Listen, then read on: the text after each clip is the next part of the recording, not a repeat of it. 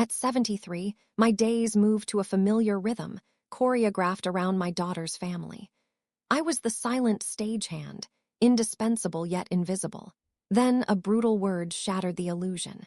It wasn't just an insult, it was the unexpected cue for my life's most dramatic and personal act. My days have a rhythm, a metronome set not by my own heartbeat, but by the needs of my daughter, Megan. At 73, my life is a well-rehearsed play where I am the ever-present, ever-silent stagehand. The curtain rises at 6 a.m., the alarm on my phone a gentle chime that signals the start of my duties. I don't live with them, but I might as well.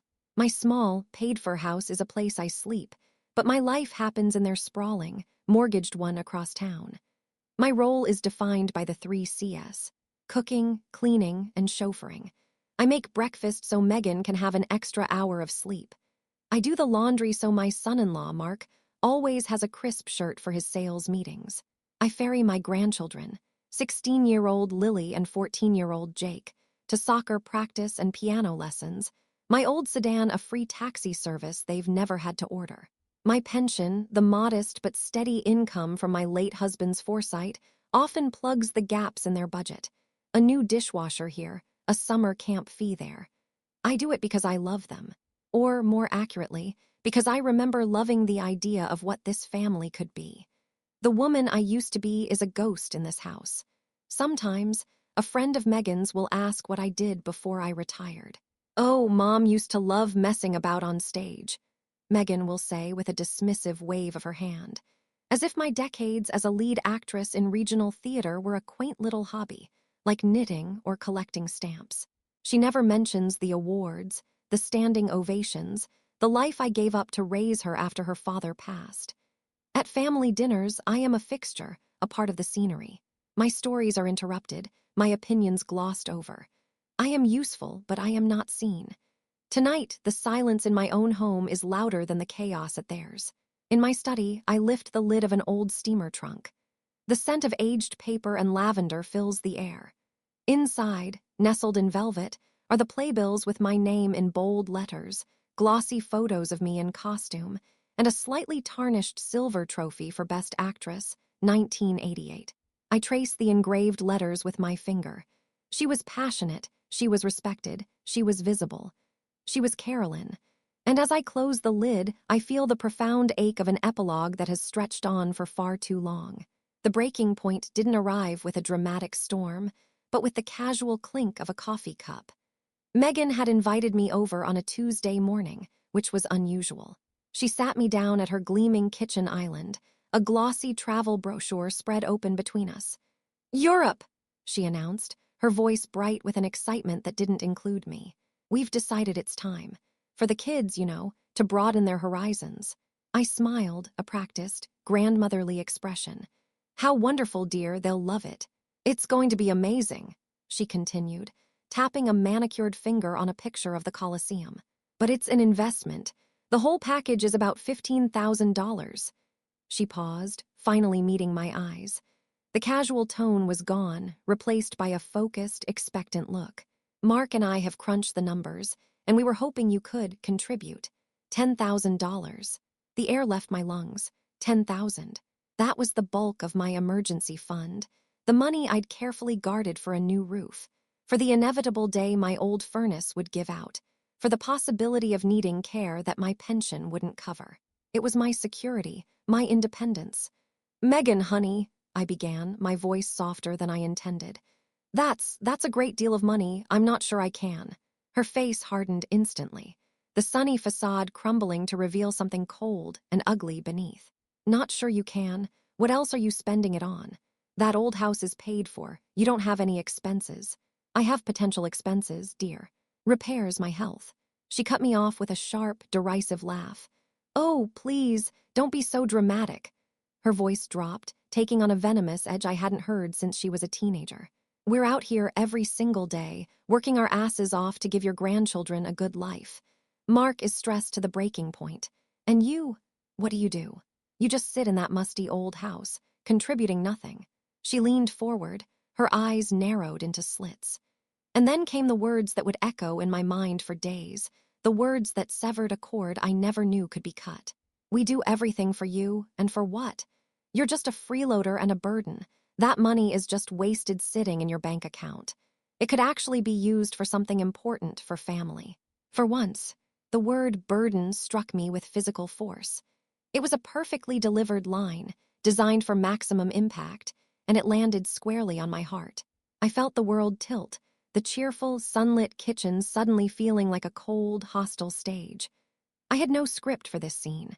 I could only sit there, frozen, as my daughter's contempt washed over me, drowning out 60 years of love and sacrifice in a single, brutal wave. The drive home was a blur. The familiar turns of the steering wheel must have been guided by muscle memory, because my mind was a blank, echoing chamber where two words ricocheted off the walls: freeloader and burden asterisk. For 2 days, I didn't answer my phone. I didn't go to Megan's house. I let the laundry pile up, the kitchen stay quiet. I moved through my own home like a ghost, haunted by the face of my daughter, a face contorted by a resentment I had never known existed.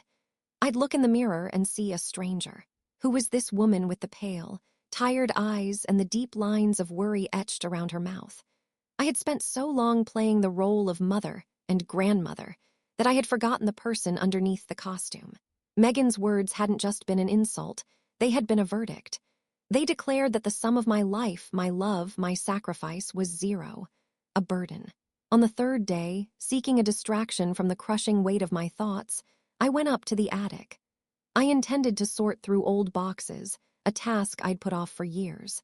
As I moved a stack of forgotten mail, a small, colorful leaflet fluttered to the floor. It was from the Maple Creek Community Playhouse, announcing auditions for their fall production.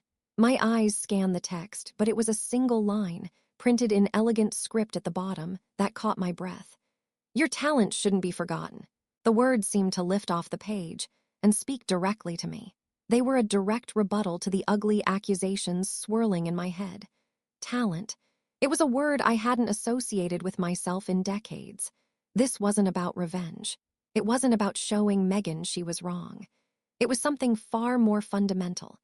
It was about proving to myself that I was still here, that the woman who could hold an audience captive still existed somewhere inside this shell of a grandmother. It was an act of survival, a decision made in the dusty silence of my attic to relight my own stage.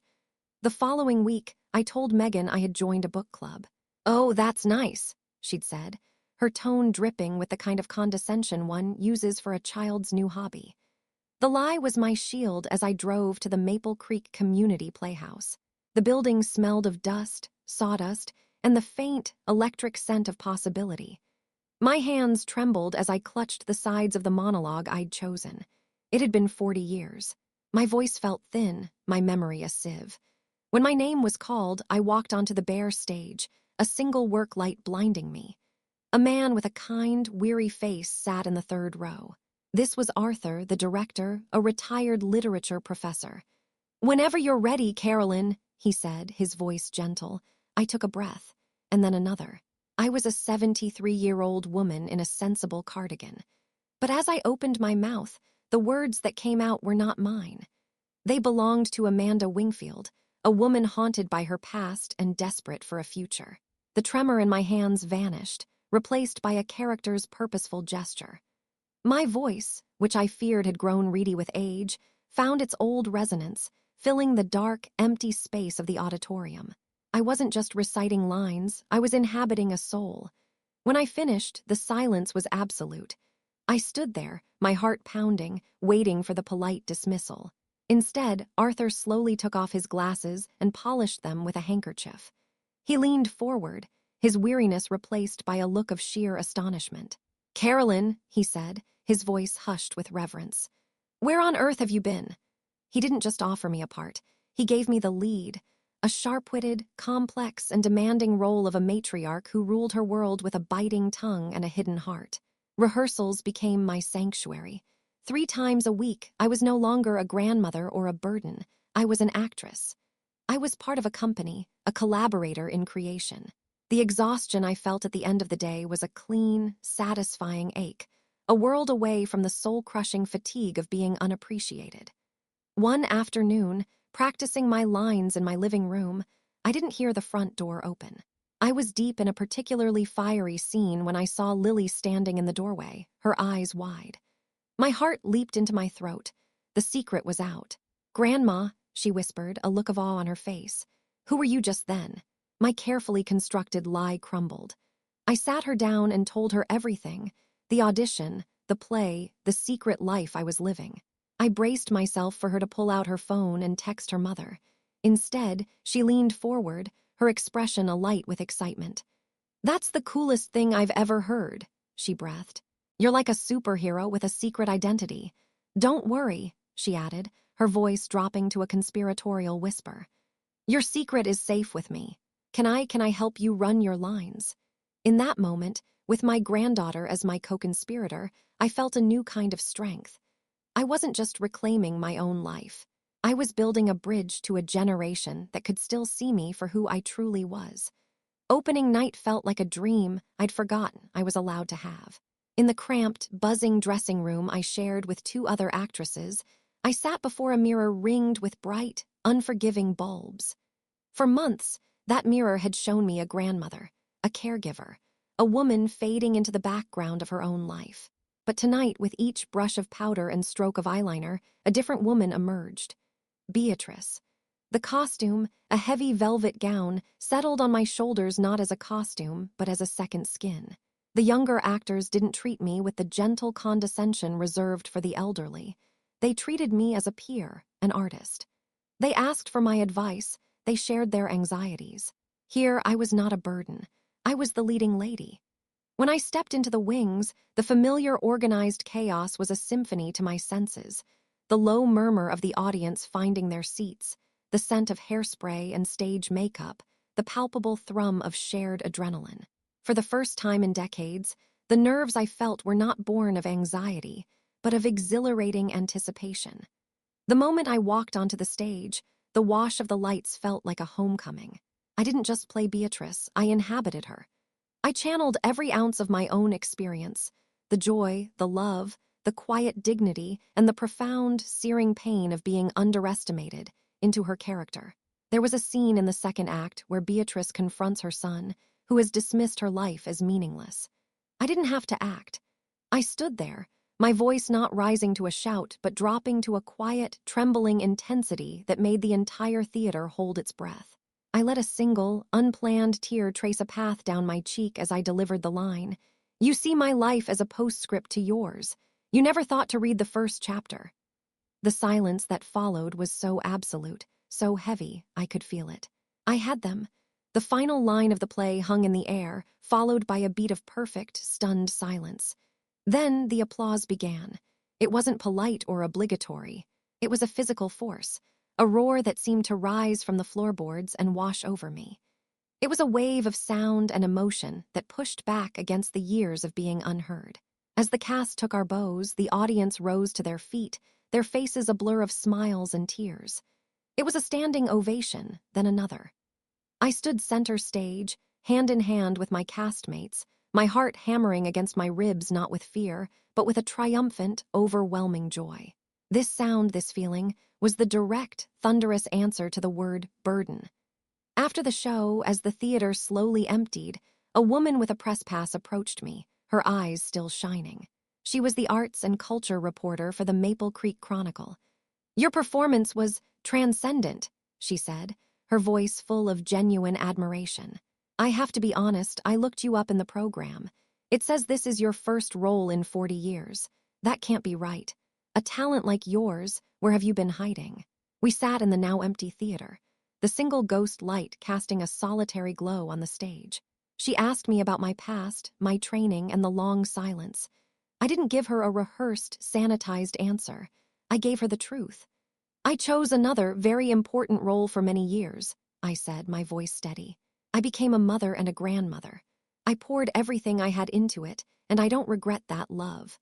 But I learned something as I got older.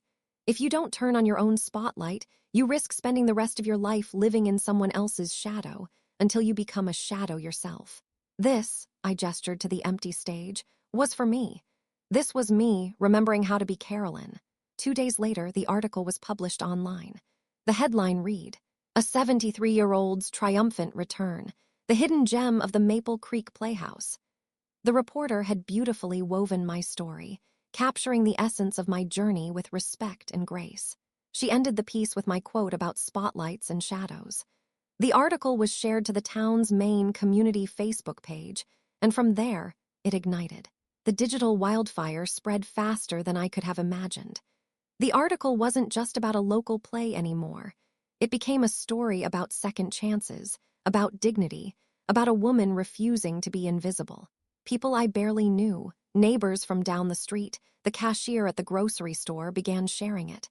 Then, the inevitable happened. Someone connected the dots. On Megan's Facebook page, a carefully curated gallery of a perfect life, family vacations, smiling photos with captions like, "So blessed to have my amazing mom helping out with the kids." The first comment appeared. It was from a woman I vaguely recognized from a bake sale. "Is this the same amazing mom from the *Chronicle* article? The one who had to find her own spotlight? Just curious." It was a single spark. Within hours, it was an inferno. The comments section became a public forum for the town's collective memory. "I remember Carolyn from the old theater days. She was a star. I had no idea she was just babysitting all this time," one wrote. Another, more pointedly, "Wait, is this the family that was fundraising for a huge Europe trip? Hope you weren't asking your shadow mom to pay for it." My name was never mentioned with malice, only with respect and a growing sense of indignation on my behalf. Megan's carefully constructed social media facade was being dismantled, brick, by the truth. The confrontation came that evening. Megan's car screeched into my driveway, and she stormed to my front door, pounding on it with her fist. I opened it to find her face blotchy and tear-streaked, her eyes blazing with a fury that had nothing to do with remorse. "How could you?" she shrieked, shoving her phone in my face. The screen showed a cascade of damning comments. "You did this on purpose. You went to that reporter to humiliate me." For the first time in our relationship, I didn't flinch. I didn't rush to soothe her. I stood my ground, my feet planted firmly on my own doorstep. "I told a reporter my story, Megan, my * story. The fact that you feel humiliated by it is a reflection on you, not me. You've ruined my life," she cried, her voice cracking. "Everyone thinks I'm a monster." I looked at her, at my daughter, a woman so consumed by her own image that she couldn't see the person she had wounded. The last vestiges of my old, accommodating self dissolved in that moment, replaced by a calm, cold clarity. "No, Megan," I said, my voice quiet but unshakable. "You almost ruined my * life by convincing me it was over. I'm just taking it back now." I paused, letting the words settle between us. "And by the way, about that $10,000 you needed, I've decided to donate it to the Playhouse. They're starting a scholarship fund for young actors who are struggling. I think that's a much better use for it. It's an investment in a future, not a vacation." Her mouth fell open, a look of pure, unadulterated disbelief on her face. She had come for a fight, for tears, for an apology. She was not prepared for a benefactor. She was not prepared for me. The storm passed, as all storms do, leaving a strange, quiet clarity in its wake. In the months that followed, I became a minor local celebrity. There were offers for local TV interviews and even a cringeworthy pitch to be the face of a senior vitality supplement. I politely declined them all. The only role I embraced was the one that mattered. Arthur asked me to co-direct the Playhouse's spring show. The $10,000 donation, now officially the Carolyn Grant, had already funded 2 young actors through the season. The biggest change, however, was physical. I sold the house. The house that had started to feel less like a home and more like a tether to a life I no longer wanted. I sold it with all its memories and its burdensome space, and bought a sleek, manageable condo with a balcony overlooking the park. With the profits, I set up a secure investment portfolio that would ensure my comfort for the rest of my days.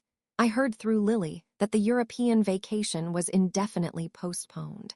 Megan and Mark were struggling, forced to navigate their lives without the financial and logistical safety net they had always taken for granted.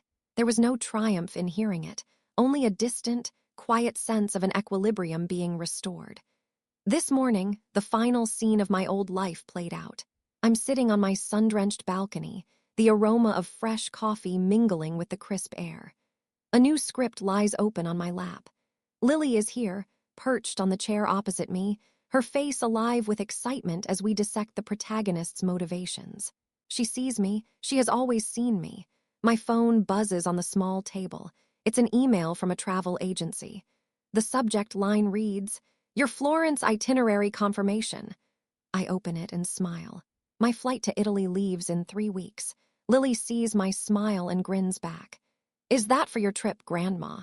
I nod, taking a slow, deliberate sip of my coffee. The sun is warm on my face. I am not a freeloader or a burden. I am not a shadow. I am Carolyn, and my third act has only just begun.